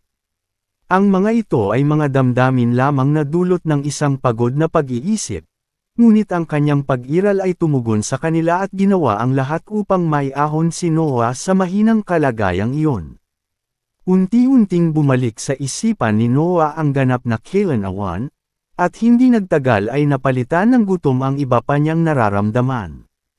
Kinailangan niyang punan, muli ang naubos na enerhiya para gumaling ang kanyang mga sugat at mawala ang stress. Sa kabutihang palad para sa kanya, mayroon siyang malaking imbakan ng ranggo 7 mahiwagang hayop sa kanyang hiwalay na espasyo. Napansin ni Noah na ang Snore, Knight, at ang Demonic Sword ay nasa magkaibang sulok ng silid nang maglabas siya ng mga piraso ng laman mula sa kanyang magkahiwalay na espasyo. Ang kanyang mga kasama ay lumabas sa panahong iyon ng kahinaan at pinrotektahan siya sa katahimikan. Hindi sila gumawa ng ingay nang magsimula siyang kumilos muli. Ang kanilang koneksyon sa kanyang isip ay nagpaunawa sa kanila na kailangan pa niyang gumaling, kaya nanatili sila sa kanilang mga pwesto upang siyasatin ang buong gilid. Kahit na maabot ng ibang explorer ang silid na iyon, hindi sila makapasok. Walang gaseous stage cultivator ang makakatalo sa mga mapanganib na nilalang na iyon. Mabilis na kumain si Noah, ngunit hindi niya pinatagal ang magandang sensasyon na dulot ng enerhiyang damaloy pabalik sa kanyang mga tissue. Nanatiling nakatutok ang kanyang mga mata sa hagdanan. Hindi na siya makapaghintay na tuklasin ang mga lugar na kahit ang makapangyarihang pamilya Barrow ay hindi naabot. Sa sandaling bumalik ang kanyang katawan sa dati nitong rurok, tinawag muli ni Noah ang demonic sword upang linangin at dagdagan ang dami ng pangunahing enerhiya na nasa kanyang spherical rune. Ang kanyang mga sentro ng kapangyarihan ay bumalik sa kanilang dating kapangyarihan at nagsimulang lumago. Ang mga emosyong nadama noong mga nakaraang buwan ay nagpabuti muli sa kanyang potensyal. Ang kanyang paglilinang ay makinis at walang mga hadlang. Nang tuluyan na siyang gumaling, tumayo si Noah at tinawag muli ang iba pa niyang kasama. Hindi siya nag-aksaya ng oras sa walang kwentang pag-iisip at dirdiretsong naglakad patungo sa hagdanan. Gumugol na siya ng buong buwan sa pagsusuri ng bawat hypothesis. Oras na para hanapin ang mga sagot sa kanyang mga pagdududa. Lumiko ang makipot na hagdanan. Sinusubaybayan ni Noah ang kanyang mga galaw at inihambing ang mga ito sa mapa mula sa pamilya Barrow. Ang landas na iyon ay tila nasa loob ng panlabas na mga pader ng pyramid at patuloy na umaakyat hanggang sa tumawid ito sa ilang superior layer. Hindi alam ni Noah kung saan siya pupunta, ngunit napuno siya ng pag-aalala nang maramdaman niyang nalampasan na niya ang ikatlong layer sa taas. Sinundan ng hagdanan ang paligid ng mga pader ng pyramid sa isang lihim na landas na hindi pa natagpuan ng sinuman. Lumipas ang hagdanan sa ika-4 at ika-5 layer. Nakaramdam ng pag-aalala si Noah na ang lihim na landas ay maaaring humantong sa mga depensa na kahit ang peak rank 8 cultivator ay hindi kayang talunin, ngunit hindi siya tumigil. Hindi siya maaaring umatras nang hindi alam kung ano ang kanyang natuklasan. Pagkatapos, panatawid siya ng hagdanan sa ika-6 na layer. Karamihan sa mga magsasaka ay makakatakas sa puntong iyon, ngunit hindi maalis ni Noah ang pakiramdam na may kakaiba sa lugar na iyon. Pinapanatag din siya ng kanyang instincts, kaya dahan-dahan siyang nagpatuloy. Lumipad sa kanyang kamay ang demonic sword nang makita niya ang pagbabago sa madilim-dilaw na kapaligirang iyon. Ang makitid na landas ay humantong sa isang madilim na silid na nagliliwanag ng mga puting kislap sa patuloy na ritmo. Ang liwanag ay hindi nakakapinsala, kaya nagpasya si Noah na lumapit sa silid. Nakayuko siya habang lumalampas sa mga huling hakbang ng hagdanan, at nanlaki ang mga mata niya nang masilayan ang tanawin sa loob ng lihim na lugar na iyon. Lumipad sa silid ang isang pulutong ng mga malalangaw na puppet habang may dalang maliliit na materyales. Inipon nila ang mga ito sa isang tumpok sa likod ng lugar, at isang puting liwanag ang sumilay mula sa loob nito. Sa isang tuloy-tuloy na ride.thm, ang mga puting linya ay lumiwanag at nagdilim sa tumpok ng mga itim na materyales. Ito ay kahawig ng isang dun na gawa sa metal na buhangin na kumikinang sa tuwing nakakaipon ito ng sapat na mapagkukunan. Hindi pumasok si Noah sa silid, ngunit patuloy siyang sumilip upang pag-aralan ang proseso. May ginagawa ang mga puppet, at napuno ng pagkabigla ang kanyang isipan nang makilala niya ang ilang tampok sa tumpok ng maliliit na materyales. Napuno ng kislap ng liwanag ang lugar, at lumitaw ang isang kuko sa base ng tumpok. Muling lumiwanag ang silid, at nabuo ang pangalawang talon sa tabi ng nauna. Ang liwanag ay tila nagpapahiwatig ng mga sandali kung kailan ang mga materyales ay pinagsama. Ang tumpok ng mga metal na kasing laki ng butil ay nagbago habang ang mga kidlat ay patuloy na pumupuno sa silid. Isang nilalang ang dahan-daang nabuo.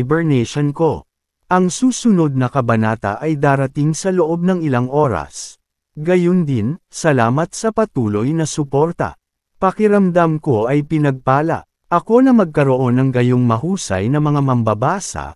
Kabanata 1349 na marahas na labanan. Ang itim na usok ay umagos mula sa figure ni Noah habang binibigyang kapangyarihan ng kanyang ambisyon ang kanyang mga sentro ng kapangyarihan. Nabuo ang dalawang patong ng masamang sandata, at lumawak ang madilim na mundo. Ang madilim na bagay ay hindi makatawid sa silid. Mayroong hindi nakikitang hadlang na naghahati sa hagdanan at sa lihim na lugar, ngunit hindi ito maramdaman ni Noah ng kanyang isip. May nagsabi sa kanya na kailangan niyang pumasok sa kwarto para maapektuhan ang loob nito. Hindi papayagan ng pagsubok na iyon ang anumang cheat o taktika. Nais nitong labanan ni Noah ang papi sa isang patag na larangan. Mabuti kung gayon, pagtatapos ni Noah bago iwaksi ang anumang walang kwentang kaisipan. Ang puppet ay isang nilalang sa gitnang baitang. Ang mga materyales nito ay ginawa itong mas malakas kaysa sa karaniwang mahiwagang hayop, ngunit ang kapangyarihan nito ay nasa saklaw ng katapangan ni Noah. Lalong tumindi ang liwanag na nagmumula sa loob ng puppet nang pumasok si Noah sa silid.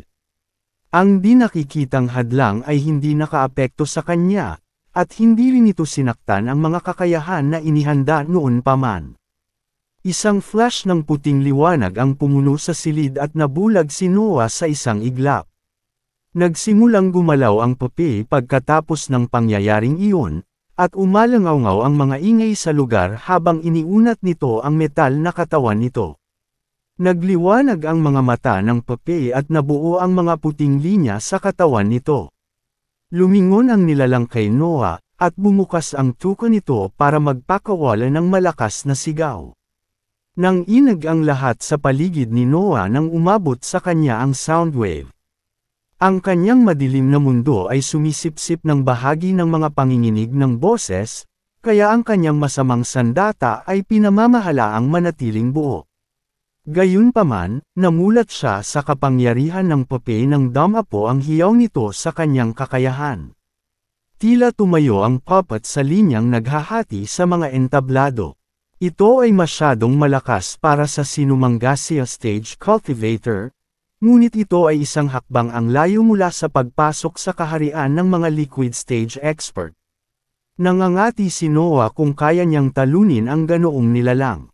Naninigas ang kanyang mga kalamnan habang nakayuko upang maghanda ng isang sprint. Gayunpaman, ang Popeye ay kumilos sa harap niya. Isang anino ang tumakbo sa silid at tumagos sa madilim na mundo. Wala pang 20 metro ang lapad ng lugar, kaya ang sagupaan ay nangyari sa isang iglap. Likas na itinaas ni Noah ang kanyang espada, at nagsimula ring mabuo ang ulo ng reptilya sa kanyang harapan nang maramdaman niya ang pagdating ng Popeye. Isang napakalaking puwersa ang damapo sa kanya, at nawala ang kanyang hawakan habang lumilipad siya pabalik. Damaloy ang dugo sa bibig ni Noah nang bumagsak siya sa madilim na dilaw na dingding. Bigla niyang napansin na nawala na ang daanan sa hagdanan pagkapasok niya sa kwarto. Kailangan niyang talunin ang Popeye kung gusto niyang mabuhay. Naramdaman na naman ni Noah na may gumagalaw, pero nilaslas niya ito bago pa ito maabot sa kanya ng mga oras na iyon.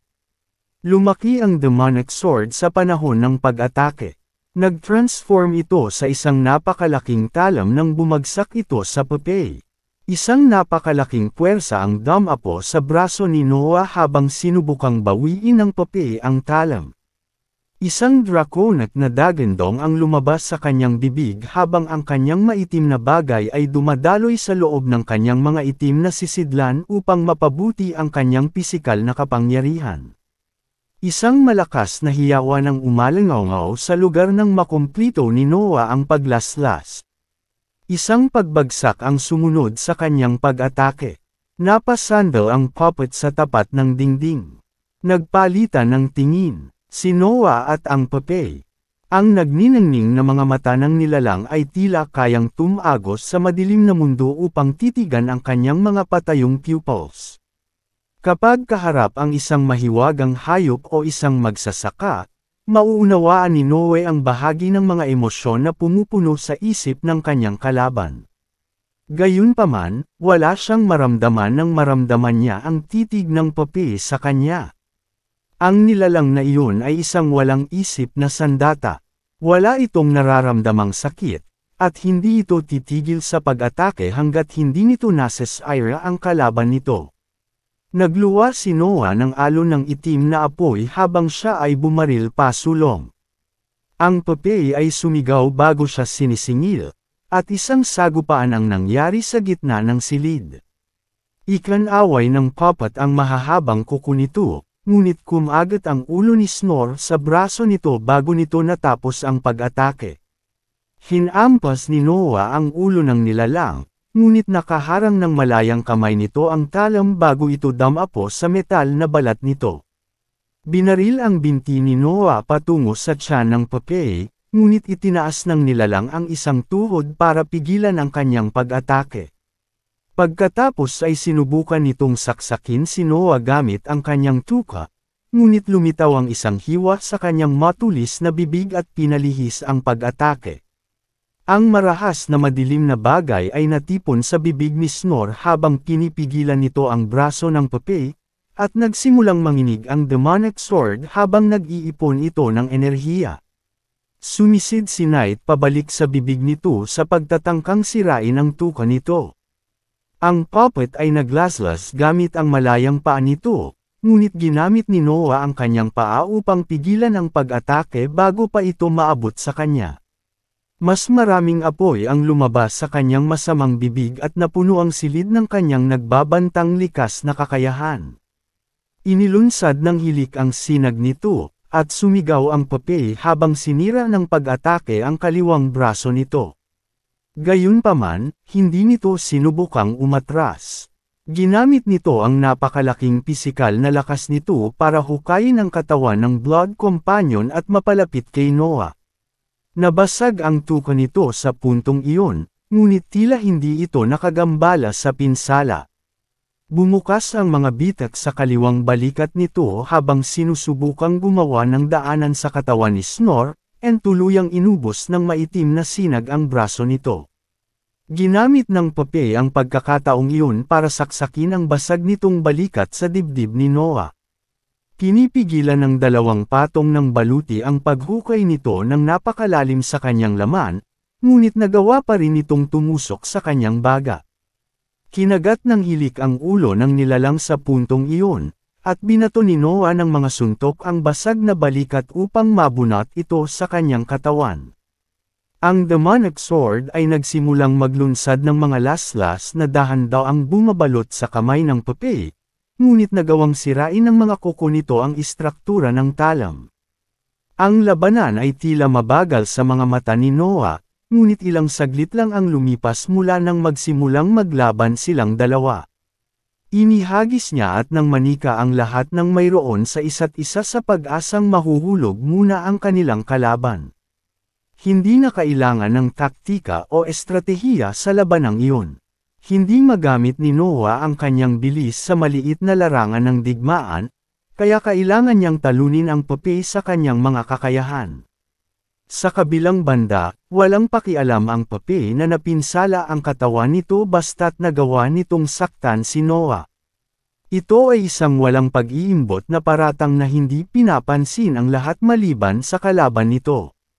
Ang antas ng paglilinang ni Noah ay patuloy na lumaki habang siya ay nananatiling nakasalikop sa puppet. Ang kanyang pisikal na lakas ay sa una ay mas mababa kaysa sa kanyang kalaban, ngunit ito ay unti-unting naaabot sa ilalim ng mga epekto ng kanyang ambisyon. Ang kanyang pagnanais na talunin ang nilalang at ang kapangyarihang nabuo ng kanyang survival instincts ay naging mas matindi ang kanyang ambisyon at inihayag kung ano talaga ang maaaring makamit ng kanyang banal na pagkatao. Umalangaw-ngaw ang hiyawan sa silid. Kalaunan ay pinutol ng demonic sword ang kamay ng puppet, ngunit ginamit ng nilalang ang natitirang mga kuko nito upang saksakin ang tiyan ni Noah. Lumitaw ang mga bitak sa leeg ng puppet habang naglulunsad ng isa pang madilim na sinag ang Snore habang nakatago ang ulo nito sa loob ng bibig nito. Gayunpaman, ang mga balahibo sa katawan ng nilalang ay tumayo at hinayaan itong tumusok sa kasamang dugo. Ang puppet ay bumagsak kay Noah, at ang matutulis na balahibo nito ay tumusok sa kanyang mga sandata bago sinaksak ang kanyang katawan. Umaagos ang mga alon ng dark matter sa kanyang mga sugat habang bumubukas ang maliliit na hiwa sa katawan ng nilalang. Nagbago ang hilik upang kumagat sa baywang ng nilalang. Walang pakialam ang kasamang dugo na tumusok ang mga balahibo sa katawan nito. Nais lamang nitong mapawi si Noah sa ilang panggigipit. Sinampal ni Noah ang ulo ng puppet ng maraming beses. Ang demonic sword ay hindi tumigil sa pagbagsak sa nilalang, at dahan-dahan nitong natusok ang matibay na metal na iyon. Nakatulong si Knight saan man ito makakaya. May kapangyarihan itong putulin ang bahagi ng tela ng puppet, kaya pinalaki nito ang lahat ng pinsalang ginawa ng mga kasama nito. Sa kalaunan ay binitawan ni Noah ang demonic sword at sinaksak ang kanyang mga kuko na daliri sa nasirang ulo ng puppet. Nagsimulang bumukas ang isang patayong bitek sa nilalang habang hinihila niya ang lahat ng pisikal na lakas na maiipon niya. Ang mga balahibo na tumusok sa kanyang katawan ay nagpalaki sa kanyang mga sugat habang nagpupumiglas ang Popeye, ngunit walang pakialam si Noah. Gusto lang niyang punatan sa kalahati ang nilalang, Kabanata 1350 mga landas. Nawala ang kaliwang braso at tuka ng Popeye sa mga nakaraang palitan, ngunit hindi nito napigilan ang pananakit kay Noah. Ang baldado nitong kamay ay tumusok sa kanyang puson, ang nasirang balikat nito ay tumusok sa kanyang dibdib, at ang matutulis na balahibo sa katawan ay hiniwa ang kanyang buong katawan. Ipinasaksak ni Noah ang kanyang mga kamay sa ulo ng Popeye. Ibinuka niya ang kanyang mga braso upang palakihin ang bitek na iyon, na walang pakialam sa katotohanan na ang mga balahibong tumusok sa kanyang katawan ay masasaktan siya sa proseso. Inilunsad ng hilik ang madilim na sinag nito, at isang alon ng marahas na dark matter ang bumalot sa katawan ng Popeye. Ang bahagi ng pagkakabit ay umabot kay Noah at nasira ang kanyang baywang, ngunit wala siyang nagawa para pigilan ang kanyang kasama. Damang-dama ng kasamang dugo ang determinasyon ni Noah. Pagkaraan ng milenya na magkasama, nalaman ni Snor kung paano lumaban si Noah at naayon ang isip nito sa kanyang estilo ng pakikipaglaban. Ang kanyang sakit ay hindi mahalaga. Ang kanyang mga pinsala ay hindi mahalaga. Ang pagsira sa kanyang mga kaaway ang lahat, at naunawaan iyon ng Snor. Ang gabi ay nasa loob ng tela ng Popeye at pinutol ang mga batas na nagpapanatili sa mga materyales nito. Ang demonic sword ay umatake sa sarili nitong mga laslas na pinalakas ng dark matter. Ang ambisyon ni Noe ay nagbigay ng kapangyarihan sa kanya at sa kanyang tatlong kasama. Ang demonic sword ay nakakuha ng pinakamalaking benepisyo dahil sa mahigpit na koneksyon nito sa kanyang pag-iral, ngunit nakita din ng Snor at Knight na tumaas ang kanilang kapangyarihan sa ilalim ng impluwensya ng kanyang pagkatao. Apat na nilalang na may kapangyarihan na papalapit sa rurok ng puno ng gas na entablado ay umaatake sa may balahibo na Popeye kasama ang lahat ng mayroon sila. Nagawa ng kanilang pinagsanib, na puwersa na matusok ang matigas nitong katawan at napuno ito ng mga sugat. Ang mga piraso ng itim na metal ay nahulog sa sahig habang nagpapatuloy ang opens ibong iyon. Ang ulo ng Popeye ay kalaunan ay sumuko sa pisikal na lakas ni Noah at nabasag, na kinuha ang mga tipak ng kanyang laman dito. Isang patayong bitak ang bumukas sa katawan ng Popeye, at hindi nag-atubili si Noah na isaksak ang kanyang mga kamay sa loob nito.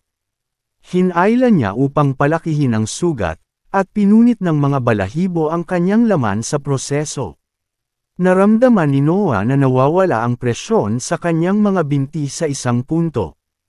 Ang maitim na sinag ng hilik ay nagawang sirain ang baywang ng Popeye, at nawalan ng kontrol ang nilalang sa ibabang bahagi ng katawan nito nang mangyari iyon. Pagkatapos ay kinagat ng kasamang dugo ang Jinutay-Gutay na bahagi ng katawan at pinagalitan ang mga pangil nito upang sirain ito. Ang mga braso ni Noah ay nasa landas nito, kaya hindi nito mailunsad ang madilim na sinag dahil ito ay magpahina sa kanyang opens iba. Isang web ng mga bitak ang biglang kumalat mula sa vertical fissure at natanggal ang baldado na katawan ng Popeye mula sa mga balahibo nito. Sinamantala ni Knight ang sandaling iyon ng kahinaan upang sirain ang istruktura ng nilalang. Sinira ng demonic sword ang mga destabilized na bahagi gamit ang mga laslas nito, at kinagat ng Snor ang isang malaking tipak ng baldado na katawan. Ang Popeye ay patuloy na gumagalaw kahit na ito ay hindi hihigit sa isang maliit na piraso ng metal na nagtatampok ng isang nasirang braso. Gayunpaman, ang kapangyarihan nito ay bumagsak hanggang sa ganap na madaig ito ni Noe. Pinunit ni Noah ang natitirang katawan at ibinagsak ang mga piraso nito sa sahig. Ang mga suntok at laslas ay lumipad patungo sa gumagalaw na tipak ng metal, at ang mga itim na tipak ay bumaril sa lahat ng dako sa silid sa panahon ng pagtama. Ang opens iba ay dahan-daang nagsiwalat sa pinagmulan ng puting liwanag. Ito ay isang hugis itlog na hugis na nagsisilbing core ng puppy at nagradiated ng matinding enerhiya. Tumigil si Noah sa pagsuntok upang kunin ang hugis itlog at punitan ito mula sa magulong piraso ng metal sa ilalim niya. Ang di nakikitang enerhiya ay pinanatili itong nakadikit sa natitira sa katawan ng puppy, ngunit hindi nito nagawang labanan ang pisikal na lakas ni Noah. Isang katok na tunog ang umalangaw sa silid ng putulin ni Noah ang oval mula sa itim na metal. Sa wakas ay tumigil sa paggalaw ang puppy sa puntong iyon, at isang mahinang puting liwanag ang kumalat sa lugar. Inimbak ni Noah ang bagay at kinuha ang demonic sword para suriin ang kanyang paligid. Hindi niya alam kung ano ang ibig sabihin ng liwanag na iyon, ngunit pinaghandaan niya ang mas masahol pa. Sa kabutihang palad para sa kanya, walang dumating sa kanyang direksyon. Gayunpaman, dalawang butas ang lumitaw sa magkaibang mga dingding upang lumikha ng mga sipi. Ang pagdating ng liwanag ay hudyat lamang ng pagtatapos ng pagsubok na iyon. Ang isa sa mga daanan ay patungo sa hagdanan. Maaaring gamitin ito ni Noah para umatras at lumabas sa pyramid. Sa halip, ang isa ay madilim, at hindi niya lubos na maunawaan kung saan siya dadalhin nito. May mga pagsubok pa ba? Nagtataka si Noah habang napuno ng kahinaan ang kanyang mga sentro ng kapangyarihan. Bumagsak ang isang talon ng dugo mula sa kanyang katawan sa sandaling tumigil ang kanyang ambisyon na magbigay ng kapangyarihan sa kanya. Mabilis na tinataka ng kanyang madilim na bagay ang mga sugat, ngunit hindi nito napigilan ang pagdating ng matinding pagkahilo. Natarante si Noah, ngunit pinanatili siya ng kanyang instinct sa kanyang mga paa. Ang katatagan ng mundo ng mga mahiwagang hayop ay hindi nagpahintulot sa kanya na mahimatay. Mamamatay siya bago mabiktima ng kanyang kahinaan. Baka manalo ako laban sa isang liquid stage cultivator kung gagamitin ko ang disposable puppet, naisip ni Noah habang siya ay nakaupo sa sahig. Ang mga piraso ng metal na lumipad sa silid ay nagtagpo patungo sa kanyang dibdib at pumasok sa magkahiwalay na espasyo habang nakakrus ang kanyang mga paa upang tumuon sa pagbawi. Kinailangan pa niyang pag-aralan ang mga pakinabang, ngunit ang kagalingan ay nauna. Hindi niya maibaba ang kanyang bantay sa kakaibang lugar na iyon. Hindi siya nagtiwala sa sadistikong lumikha ng pyramid. Nakatuon si Noah sa pagbawi.